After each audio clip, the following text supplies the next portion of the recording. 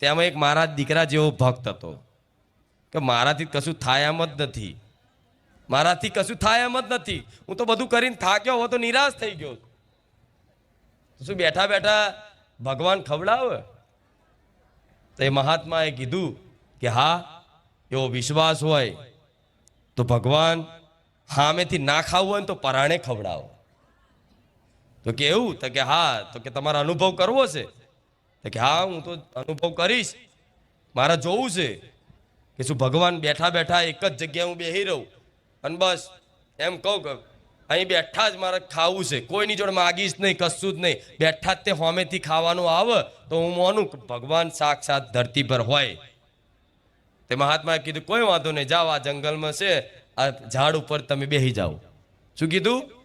આ ઝાડ ઉપર તમે બેસી જાઓ અને બેઠા બેઠા બસ ભગવાનને એવું કે જો આ બેઠો તમારા ભરોસે 24 કલાક બેસી રહેવાનો છું, ખાધા પીધા વગર.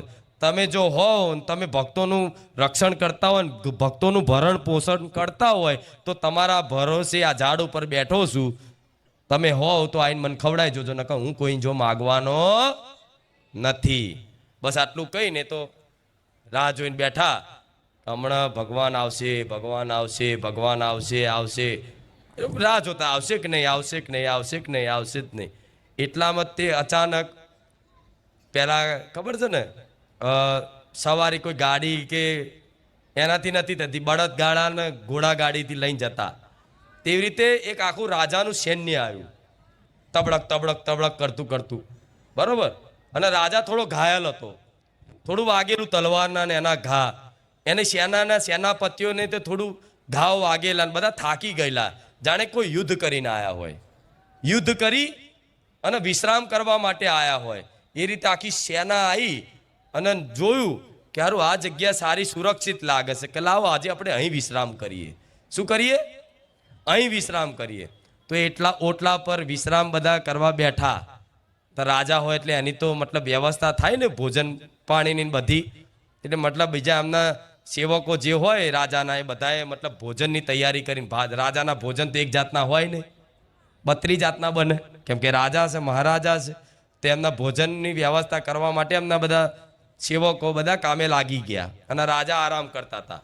અને એટલામાં તે બીજી જેની જોડે યુદ્ધ કરતા હતા એની સેના આવી, તબડક તબડક ઘોડાના અવાજ આવે એટલે ખબર પડી જાય સેનાપતિને કે રાજા ઉઠો જલ્દી, પેલાની મોટી સેના આપણને પરાસ્ત કરવા માટે આટલે સુધી આવી ગઈ છે, દોડો ભાગો, નહીં તો આજે આપણું મૃત્યુ થઈ જશે.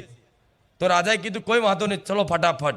તો બધાએ તે ખાવાનું બધું બની ગયું હતું, થારમાં થારી કાઢ્યું હતું 32 જાતનું, અને એવું જેવું કાઢ્યું અને તબડક તબડક તબડક અવાજ આવ્યો, સેના આવી એટલે બીજા જે રાજા હતા ને સેનાપતિ હતા બધા નાહી ગયા, દોટ મૂકી કે આયા કે હમણાં, જેમ કે વધારે સેના હોય એમનું 50,000ની સેના હોય અને આ બાજુ 2,000 લોકો હોય તો એમને કે 2,000 લોકો લડવા ના જાય, પણ ચતુરાઈ વાપરે એટલે નીકળી ગયા.